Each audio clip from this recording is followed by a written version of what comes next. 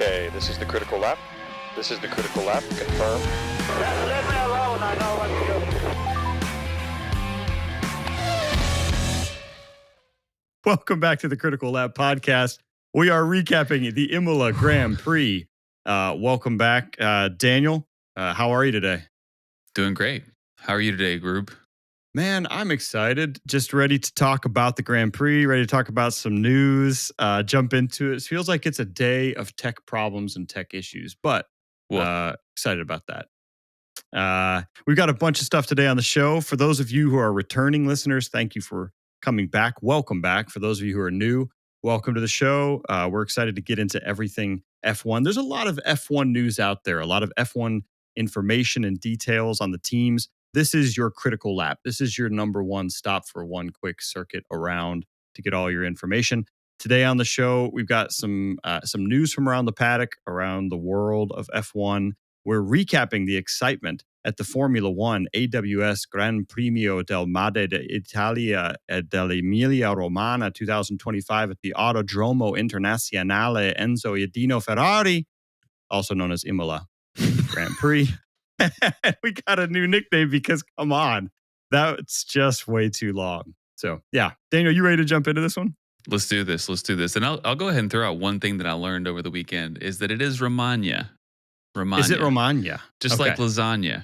I have a good friend who speaks fluent Italian, and I'm pretty sure she's been mad at me for weeks at the way I'm pronouncing that. But that's how I order my food at restaurants too. So, you know, as it served me okay so far. Let's jump into some news. No, I don't do the. I'm come on. I'm not like that the stereotypical. spaghetti and meatballs, please. The spaghetti. This is just at this point, especially for this weekend. This is our ode to Davide Valsecchi. I think I got that right. Who's back, and I'm so glad he's back. We'll get into that in just a minute. Let's jump into some F1 news. Daniel, Ollie's back. Oliver Oakes was back in the F1 paddock, technically in the F2 paddock, over the high-tech team, working with the high-tech team. So no longer on the run. Allegedly in Dubai. So what? He just came back and was like... Came back. He put his high-tech shirt on and was like, what? Or is he even back? Can you even say he's back if he's there in a different series with a different team? I just feel like it was awkward. I'm sure like the guard, the person checking IDs was like, hey, Ollie, how are you, buddy? And he's like, pretty good. Just coming in to go to work. Different shirt, I see. Same name. Okay. Hey, you're allowed in here, right? Totally. This is my arrested brother's team. There's a lot of catch me if you can vibes going on here. You know what it reminded me of? I know we're jumping ahead a little bit, but I don't know if you saw, like, after Q1, Behrman got knocked out of Q1, and he was in his car because we'll get to that in a second. It seemed very obvious that he had beaten the red flag to the line. Yep. But Bortoletto just lined up anyway. He just went to the end of the pit lane and was ready to take off because technically his name was on the list for Q2. It feels like that. Like Oliver Oak showed up and was like, technically, my name is not on an arrest warrant anywhere. So I'll be coming in. I just want to know how, like, was this F2 high-tech team job just waiting on him? Like, was he just like, oh, I've got all these different little safety nets I can fall into if I leave my big boy job as team principal of Alpine? Daniel, I don't know what you're talking about. I mean, that's his brother's team. His brother is in jail, I assume. So maybe this is standard operating procedure, like that Ollie shows up and steps in for his brother? So now know. that I'm remembering, I guess that means that High Tech, the Formula One team, is sort of the company that's in question here with the misuse of funds or whatever as related to, the Russian side of things. Well, okay, allegedly. Ooh, I don't know that we can put enough allegedlys on there. Keep in mind, his drivers, their team drivers came in second and third at Imola. So they had a great weekend. I don't know what to make of this. Listen, we talked about this a little bit. We joked about it. We threw a little content out there. I don't have any problem with Ollie. He's not suspected of anything at the moment. There's lots of hearsay. Allegedly. I think if anything, this throws a little bit of a few more questions out there about what is going on at Alpine. Because the other big news that we already covered a little bit, but Colapinto takes over for Doohan. And I don't know how much of the commentary you listen to, especially during like free practice sessions, but the commentators were openly critical of Alpine, specifically giving Colapinto only a 5-race trial, and then giving Doohan so little time. They specifically called out, that's not enough time. That's not fair. Statements like this is just kind of unprofessional, or it's not right. It's not the right thing to do with the drivers. They referenced Sonoda being ignored for the seat and putting Lawson in the seat for 2 races, 3 races, whatever it was. Well, that's the biggest parallel you've got here is, whoever, whether it's Helmut Marko or Christian Horner making these calls or somebody else behind the scenes in the, driver development side of things. Yeah, I mean, I would agree. And, a lot of these commentators are former drivers themselves. So it's kind of coming straight from the horse's mouth as far as what feels right, what should be right, what's fair. Right. I agree. I mean, I like Colapinto. I thought he did great at Williams last year, and was kind of thought that he should have kind of earned his seat somewhere this season. However, we saw what his performance was this weekend. We saw he had to rebuild his car. So yeah. I mean, it's funny, we talk about these rookies a lot, and I remember at the beginning of the season there was sort of this, man, I can't believe Lawson's luck. He gets that second Red Bull seat. Kimi Antonelli, I mean, he got a good seat. But we commented on Bortoleto. He's probably out driving the performance of that car a little bit. Hadjar is a great driver in a not the most best car, but he's having a great season. When it really comes down to it, it's Lawson and Doohan that had the hardest jobs this season so far. They were given exactly no time to show the performance of underperforming cars. right. Well, underperforming cars. We'll get to that in a little bit when it comes to Red Bull. I do have questions about that. I mean, listen, I came into Formula One, as we've covered before, as a slight bandwagon fan. Not a slight. I am a self-admitted bandwagon fan of F1. I came in with Drive to Survive. I will say the more I watch F1, the less Drive to Survive mirrors what I actually see happening. But Flavio's an odd character, and I am starting to wonder now after this week how much of that was Oliver Oaks and maybe some unusual things going on with his brother, and how much of that was Flavio's kind of a, I don't know what you call it, kind of explosive personality. Yeah, I was going to say a personality on legs, just a walking, talking, just hairy ball of personality. Hairy ball of personality with blue tinted glasses. To say the least. Especially when you see interviews like in Drive to Survive. I just finished the last season of Drive to Survive. And especially when you see interviews with other team principals, although the FIA was very clear, Flavio was not a team principal. Not a team principal. He's a consultant.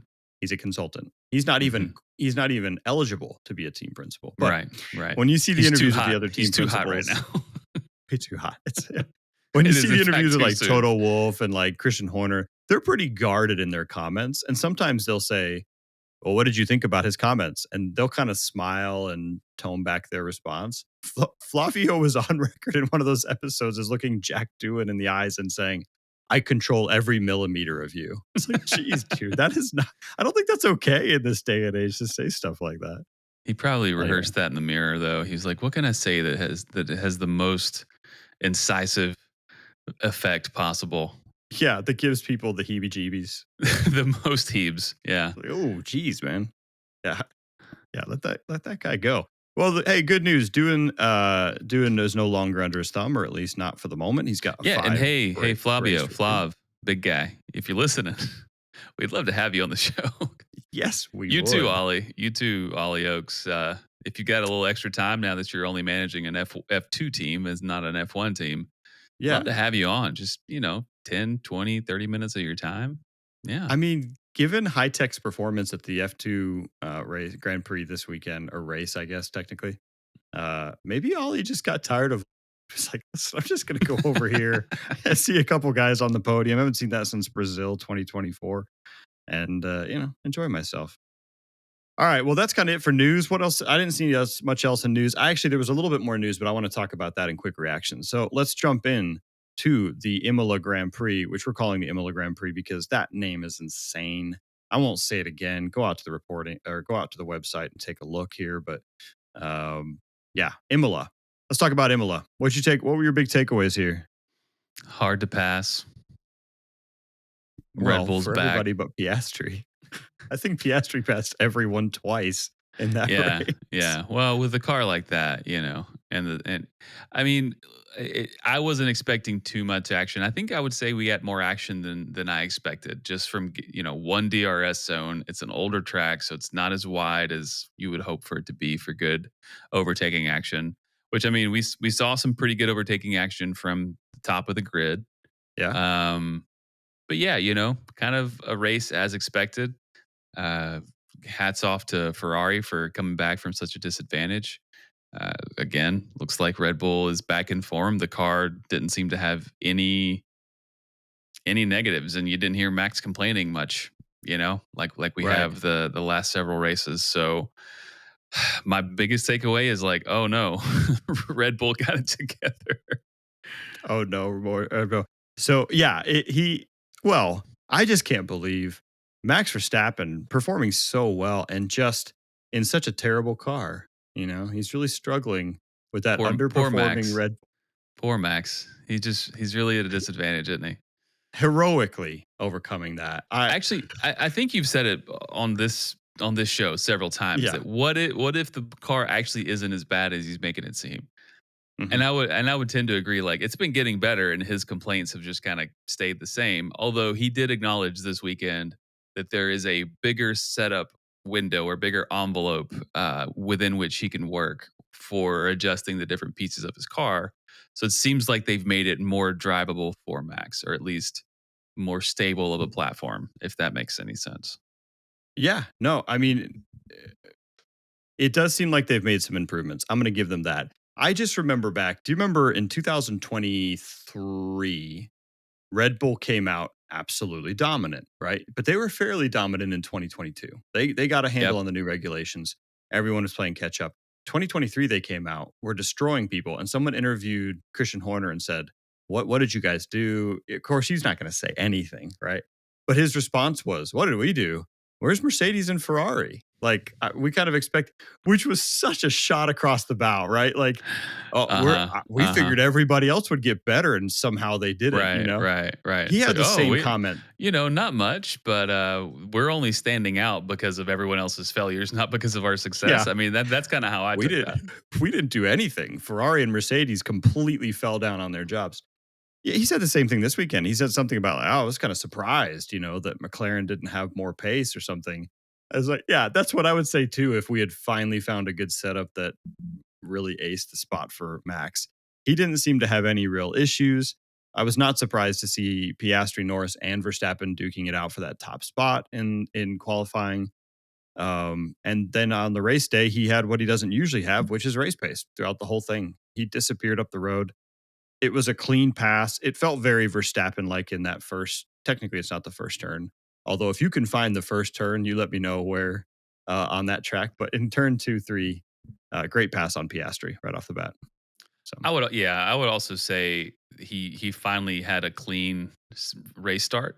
He finally yeah, did it surprisingly well, but also right. without any room for anybody to go, because I mean he was on the back foot to begin with instead of slightly ahead or whatever, and just came around, just sent it. I mean, that was literally the definition of sending it, Yep. and to everyone's surprise, on what I would consider are cold tires and cold brakes, just did it. Yeah. And like you said, there's nothing to take away from him. I don't know that you can necessarily take much away from Piastri, although we've talked about Piastri being you know, basically perfect in most of his driving. I think he made a small mistake once on this track, and it was right at the beginning. You could blame it on Russell. Russell got an unbelievable start. I think he basically passed Verstappen. For right there at the beginning, it looked like he was just going to get crowded off the track because Russell went past him, and then it was only because Piastri braked so early that it kind of brake checked Russell and forced Verstappen. he had no other option than to go around the outside. So Yeah, I think Russell had the best start out of all of them, and so he yeah, was gaining the most ground. He was just gaining it in the wrong area. So coming into that turn, he was forced to react to what Piastri had to do to not go offline or not lock up. right. And Piastri wasn't racing Russell; he was racing Verstappen, obviously. So Well, our favorite third wheel Russell started third. And then I think if you go back and watch that, it really seems like he was the first domino. That launch got him on the inside and crowded Verstappen out, which initially looks really bad for Verstappen. He just got past, he's crowded to the outside. And then he pushed so far up that Piastri had to cover off that inside turn and left enough room on the outside. Because later on in the race, they commented repeatedly on Kimi Antonelli holding the middle of that track and not allowing people to go around the outside or the inside. Like you said, it's a narrow track. So I think had Russell not threatened Piastri so much from behind, Piastri would not have left the outside that open. So it worked out really well, taking nothing away from Verstappen. He saw an opening, went for it. It was a great move. Unfortunately for the viewer, that was kind of the last interesting move from Verstappen because then he's gone. And yeah, I and much then he's prefer just in seeing clean him air. in Then he's fourth. just circa 2023 again. Yeah. Time machine. Yeah. So he was that was my big takeaway. A Ferrari with the most unexpected comeback. I mean, unexpected in the sense that we've been joking, is the Ferrari hype train on track? Are they going to finally get a good weekend? Based on how they qualified, I thought, well, this isn't going to be it. This is embarrassing for them. They qualified 11th and 12th. Yeah. And then they had a great race all around. I thought we were going to get a little bit of fireworks right there at the end when asking Hamilton to trade places with Leclerc again, but Yeah. Albon kind of mixed everything up for him, so worked out fine. And then Williams had a great weekend as well. Carlos Sainz kind of lost it a bit, but both of them had a good race. Albon Not much of especially. an explanation or an excuse for anything that happened to Science, but to be honest, I mean, both of them finished extremely well. Yeah. Science 8th, Albon 5th. So, Yeah. Yeah. Great I would weekend say for double Williams. points finish is good enough. Yeah, double points finish is good enough. I think they are really kind of solidifying that hold on fifth place. And this year, I know best of the rest is technically fourth place, but this year it feels like the top four teams are really pretty competitive, especially if Ferrari can stay competitive. They haven't completely been left behind yet. It's beginning to feel more and more like fifth place is best of the rest. I mean, it just if you just look at the finish from this weekend, right? Like one of the Williams finished better than one of the Ferraris, and one of the Williams finished better than one of the Red Bulls. Yeah. Well, and I'm just kind of looking at that point spread.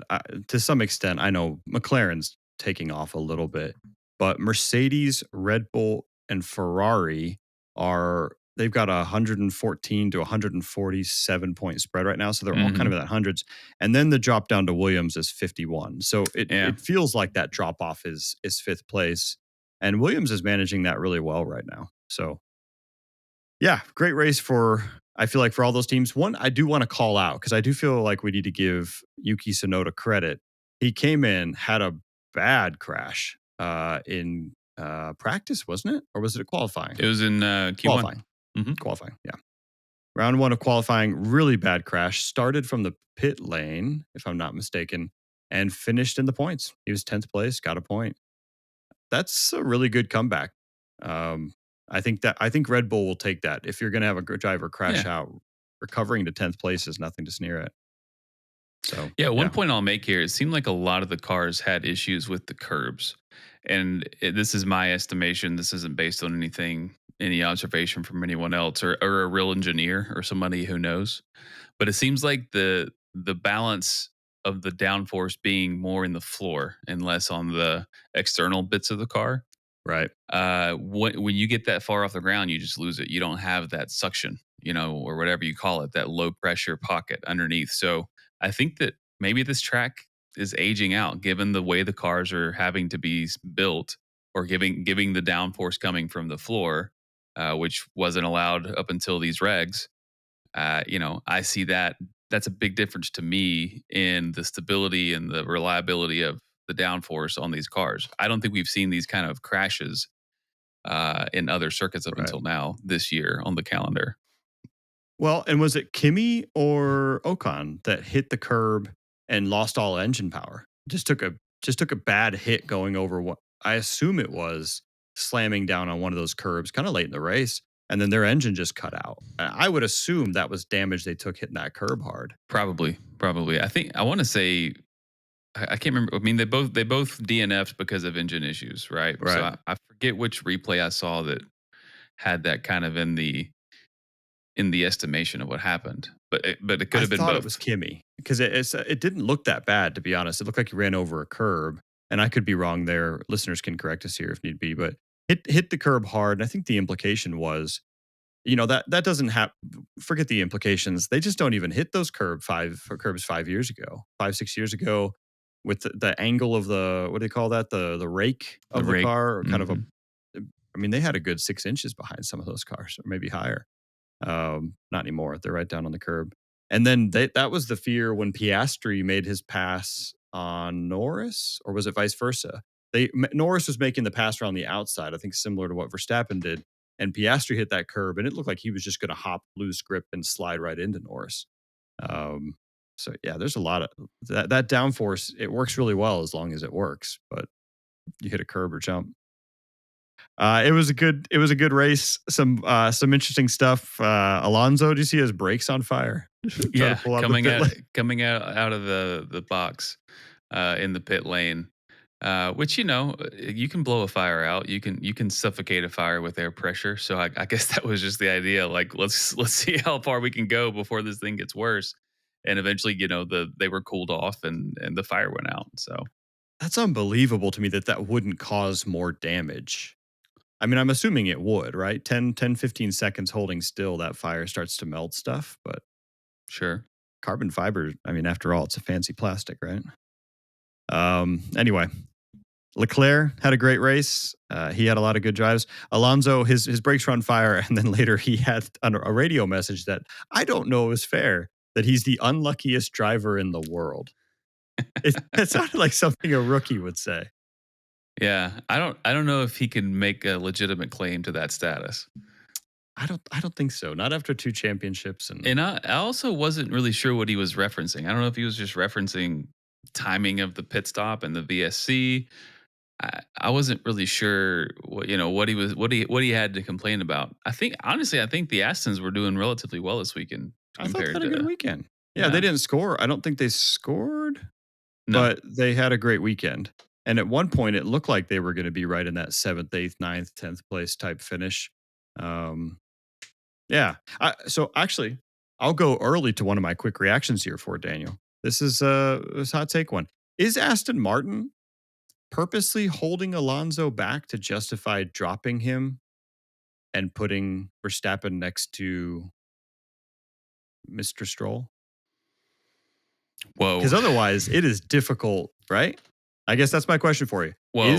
Is Aston Martin purposely holding Alonso back to justify putting?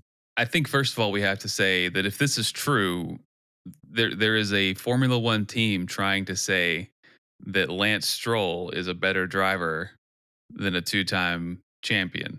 I think right. So I we're think saying if it's like, true, they're trying to make that case. right. I'm not Well, I saying mean, whether you have evidence or not, like that's like if that's what they want to happen at the end to justify putting Max next to Stroll instead of Max next to Alonso. Oh, we've got you're not willing to commit to that one, are you? I mean, there's just, I mean, no one in the Formula One community is going to believe this, right? No one's going to believe. I mean, no one's going to believe that Fernando Alonso peaked or is post his prime to the point that he's not as good as Stroll. He has no points. Aside from rookies and Liam Lawson, Alonso is the only person without points right now. The other person you're never going to convince of this is Fernando himself. I mean, he knows the car better than most of that team, and he's probably the reason the car is even doing what it has done so far.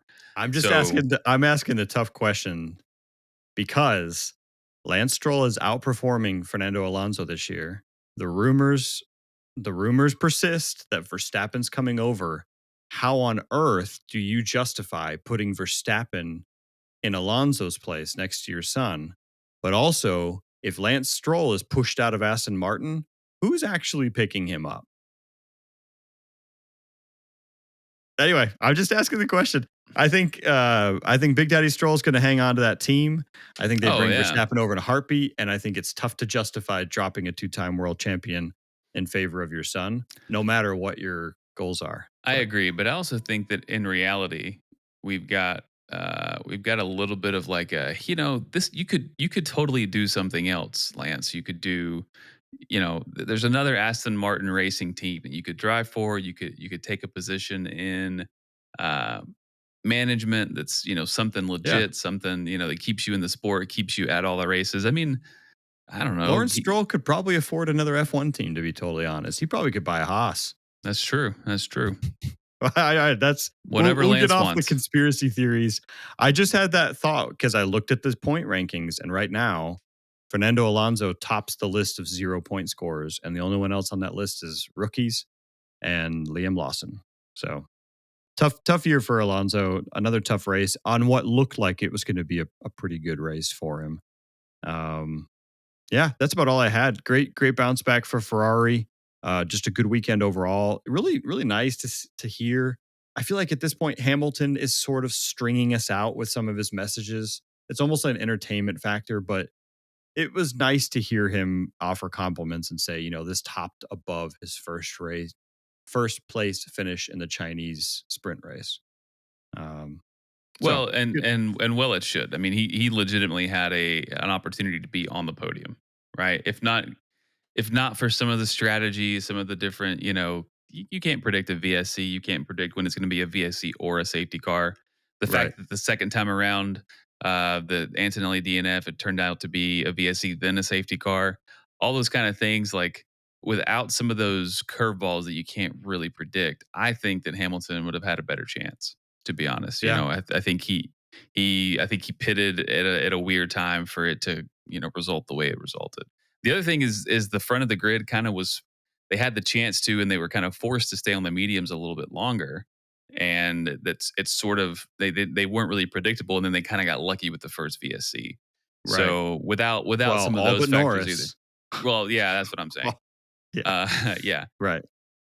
But the Norris, VSC kind of solidified Max's advantage, solidified the inability to compete for those podium spots. Yeah. I will say I continue to be impressed by Max Verstappen. I don't want to sound like I'm admitting that. I don't really have anything against these drivers. And Verstappen had a great performance this weekend. I do love the fact that he admitted, he's like, I got really lucky with that VSC. Like, those safety cars came in, and we did have some of the pace. It was a really good move. And he kind of admitted, I think he even said something to the effect of, I didn't know that was going to be a good move until I pulled it off. Right? If you don't pull it off, it's kind of a huge mistake. But it was a good race. And honestly, he does come across sometimes as, if not humble, he comes across as a driver who just kind of recognizes the ups and downs of the position, right? When he does something really great, he acknowledges the fact that it was a good move, but he lucked out from a VSC. And vice versa. He seems like he kind of gives credit where it's due to other drivers, even if he's still frustrated that he lost, right? I don't know. It feels like good sportsmanship, even from somebody who's highly competitive. Yeah, we do kind of hate on Max for being so successful, but in reality, he's all around, he's a good driver, and I think you see that by the relationship that he has with other drivers on the grid. Yeah. So, all right, another quick reaction for you then. What did you make of Verstappen's? I can pronounce this. His Nordschleife run at the Nürburgring. Wild, number one, wild that he's driving a Ferrari in that space, and I don't know what led up to this. I haven't done the research to know why he's doing a lap around the Nürburgring or the Nordschleife section of the Nürburgring or whatever that is, in a GP car or GT3 car. Yeah. Yep. Does this mean that he's preparing for something off season? Does this mean he's preparing to retire this year and do something else for a while. I don't know. I'm not surprised that he performed so well, and obviously Helmut Marko is proud of the fact that I think he claimed that he broke the lap record for that category within 2 or 3 laps of being out in this car. But it's weird to see Red Bull livery being on a Ferrari GT car and Max out there ripping it up. I don't know. I should have done more research before this episode. I think there's I probably did more do to come, to be research, honest. and it's difficult to find all the details. Yeah. Right, like he went under a fake name. I think it was Right. Franz Forgot it. Yep. Herman or something like that. Yeah. Franz Herman. Yeah, he didn't really say. I mean, it's all speculation. There was a little bit of consternation, I think, because a lot of other kind of drivers were saying, well, if you really beat the record, show it, right? Like show up on a proper weekend and demonstrate it. Then you've got some Formula One teams saying, he shouldn't have been doing that. I would not let our drivers compete like that during a Formula One season. I don't know. What's your take on that? I guess that's your quick reaction. Would you let your drivers compete? Yeah, I as a mean, Formula- a weekend off is a weekend off. If you want to go to the beach, go to the beach. If you want to keep driving, keep driving. He's allowed to drive in these E series, which I know that he's not risking life and limb in the E series. But at this point, Max, he's probably earned whatever he wants. I think the fake name thing probably has to do with if you've ever been to the Nürburgring, the control or the access to the track is not very controlled. right. You can It's more like find a road through the woods, right? basically, yeah, you can find the spots in the fence and just kind of walk onto the track if you want to. I feel like in the middle of the season, you don't want the fans No. or you don't want notoriety or any kind of alert to the fact that someone like Max Verstappen is going to be somewhere in an unofficial form or in an unofficial format to where you could approach or get something out of it, Right. as a fan. So I think that the fake name wasn't necessarily to obscure anything because they've talked about it more or less openly after the fact. Yeah. But It's no, more of I don't want to accidentally hit a fan who's crowding too close to the track trying to get that shot. Yeah, And causing a big fuss. I Also, have a feeling Colapinto wouldn't be allowed to do things like this, or Ollie Right. Behrman, or folks like that. That you don't. Your contract can be a little bit Yeah. more heavy-handed, but I have a feeling Right. that Max's agent was like, "By the way, guys, at this point, like we're gonna do this, and you We're can have gonna it in do the what we want." contract or not, like Yeah. whatever, Well, the Red Bull paint seems to indicate too that this is going to end up in a Red Bull hype video somewhere. Sure. And Red Bull has no problem with him doing this. Also, when do you test? It's Germany. I'm almost 99% sure it's Germany, right? The Nürburgring. It is. Yeah. Are you going to test on the off season? December through February in Germany? I don't know if you've been to Germany in December, February, but it's a little chilly. It's not pretty. Nasty weather. So I think Red Bull was more than happy for him to do this. It seems like there might be a little bit of jealousy coming out. It's funny that you mentioned the E Series. Verstappen mentioned the E Series. They said it's kind of a dangerous track, right? Weren't you worried? And he basically said, "Well, I've driven it a lot of times on the simulator." And I just thought, like, man, if I said that, somebody would be like, "You idiot! A video game is not the same as real life." Right. But Is there a pilot on this airplane that can land this Boeing 737? Like, well, I'm not a pilot, but I've got I have played Microsoft GTA. Flight. Yeah, I've played GTA. I've got Microsoft Flight Simulator. Yeah, how hard can it be? Put me in, coach. Yeah, see, I don't think that would fly with most people. Yeah. Whereas Verstappen can say it with a straight face and everybody has to nod. I guess that does mean you know the track. And honestly, knowledge of the track is, I would guess, 90% of what makes you safer on a track, right? Knowing what turns coming up next and how not to fly off at high speed. That's, by the way, if we ever want to talk about a branch off on the critical lap here and other sports coverage, we might want to get into rally car racing, because those guys watching what do you call the dude in the second seat just call out the turns? Navigator, I'm not sure. Co-pilot. My that goodness. poor guy. I don't know. That poor guy just reading from a notebook as they fly Yeah. 150 miles per hour around a turn. You cannot suffer from motion sickness if you have that job. No, yeah. If you get sick reading in the car, they can't have that job. Well, I think that kind of wraps it up. We do need to give a nickname, because legitimately, This race is called the Formula One AWS, because they gave him a lot of money, Gran Premio del Made? Made. It says made in Italy. Del Emilia Romagna. Romagna. Thank you. 2025. And it's technically the Autodroma Internazionale Enzo e Dino Ferrari, which I think is, Enzo and Dino Ferrari. And technically they just call it Imola, and I think we all know why after a name like that. It needs a nickname. Daniel, we talked about it being the socks, so I'm going to throw out Il Calzino is the sock. And I feel like we could go with the Circuit del Calzino. So you're saying that this track is a calzone? It's basically what I said. Il Calzino. Circuito del Calzino. Calzino. Yeah. Okay. Or Calzino Rosso, which is, kind of a nod to, the red sock. Yeah. Okay. Right. I like it. I like Calzino. Yeah. I mean, listen, it's no Hard Rock Stadium. I think we can agree, but it's not bad. Il Calzino would be the easiest one, just the sock. Il Calzino. Let's do it. I like it. All right. Listen, they can't all be bangers. Signed, sealed, delivered. All right. Well, that's it then. I think you have any quick reactions for me? I didn't give you any time for quick reactions. I think we're out of time for quick reactions, to be honest. I think maybe in the next episode we can get your quick reaction on The Seat. Is that the name of the Netflix WhatsApp commercial? Do you know what? I need to watch that. That's Kimi Antonelli, right? It is Antonelli. Watch it. Just watch it. I'm not going to give you any spoilers, but we could talk about it the next time. Yeah. No, we don't want to see that. We want to see one called The Seat that's about Valtteri Bottas. Let's be honest. Period. Full stop. Full stop. And then if anything else, we want to see a startup of the Cadillac Formula One team. Mm-hmm. We forgot to cover as well the new C6 tire. Daniel, you talked about the fact that Pirelli on their tires, they actually changed the compound. The colors red, white, and yellow just vary depending on the compounds they bring to the race. Mm-hmm. And they brought one made out of chewing gum apparently this time because it barely lasted a lap. And nobody used it. Nobody used it.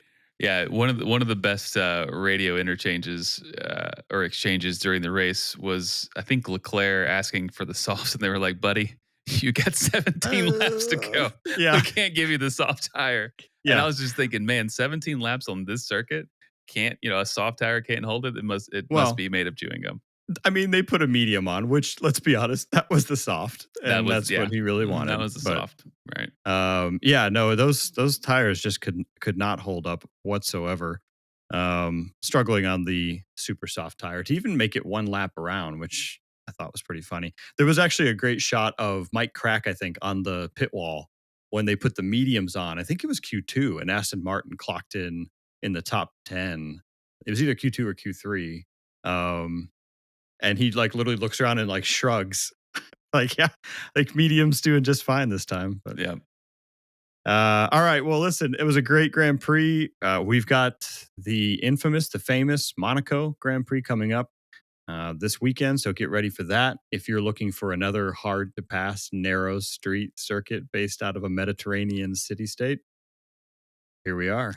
Hey, maybe it'll rain. You never know.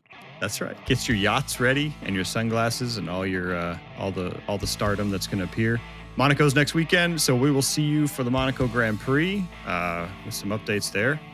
Enjoy your week, and thanks as always for joining the Critical Lap. If you're enjoying this content, please like, subscribe, share with a friend, add a comment, send us a voicemail. However you can reach out. We love hearing from the fans. And thanks as always to our legendary pit wall producer, Chris B. Thank you. Yeah. Have a great week and enjoy Monaco. See you later, guys.